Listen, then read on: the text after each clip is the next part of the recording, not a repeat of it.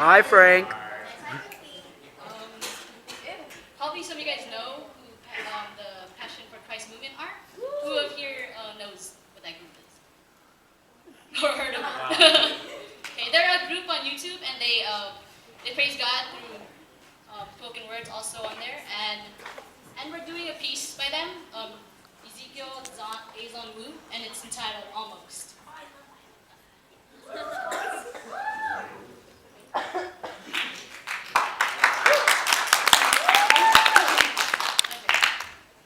One of the most dangerous terms in English diction.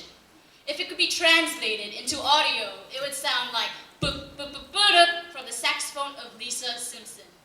Two words designed and strategically combined to form the biggest oxymoron in the history of mankind. Almost. But see, as far as the world is concerned, you can live your life foul and could almost get away with murder if you have a nice smile. You could almost meet folks just to almost sleep around and stop at your local clinic where you almost had a child. See, almost is no stranger to Satan. Here's proof. He only tells lies when they're almost the truth, and it's amazing. In our incompleteness, we find complacence, but it almost is one of Lucifer's many traits, then we are inadvertently good at Satan impersonations. On the contrary, Christ did his job fully, and he proved he was God when he died on the cross like it was his duty. And to pardon my iniquities that I committed rudely, he resurrected from the grave just to tell death to excuse me. But excuse me, this is your life, and that's something I can't impose on. But your body's God's home, which was a loan to get foreclosed on. So an almost Christian looks right, but lives wrong. Can't stand the conviction in Romans, so they sit down to be comforted in Psalms. Never understood worship, but love to sing songs like, I surrender almost. Because it's far too expensive for you to spend your life on something that doesn't appeal to your five senses. See, nowadays, Christianity is like a Louis rag. No functional use, but we just rock it because it's stylish. Not righteous, but right-ish. So now all God sees is a pile of Ishmaels when he intended for Isaac's. And we're moved by how we feel, so we are saved when we feel like it. So technically, we never really been saved, we merely tried it. So no wonder why we're never sold out after we buy it. Now, let me break it down, because you need to be aware that your life can lack the very standards that need to be there. Because on that final day of judgment, while God's receiving his heir, will he say, son, well done, or medium rare? Because even by worldly standards, it will be highly insane for you to start spending all of your money days, but before you almost get paid, like parents, you wouldn't send your kids to a school that's almost safe. And ladies, would you really date a man who claims he's almost straight?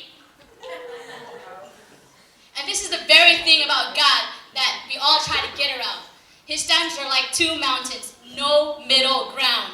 So a halfway life doesn't profit you. Because after all, the Sunday services, Bible studies, prayer meetings, and everything else that goes between, God will say, I never knew you.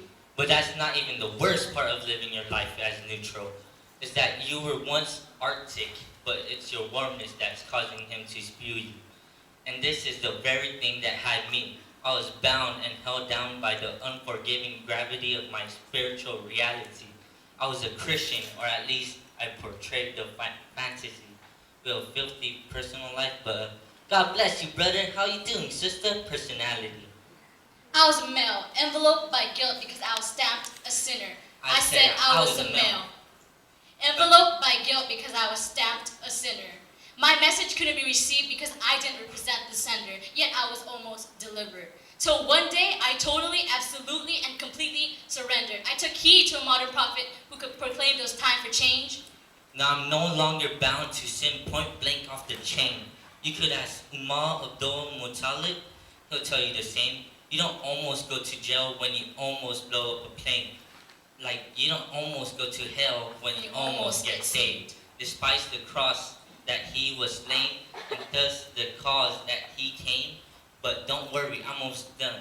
But before I leave the stage, we have all worked in sin, and that was minimum wage. I said we've all worked in sin, and death was minimum wage. But if it wasn't for Christ, we would have almost got paid. Woo!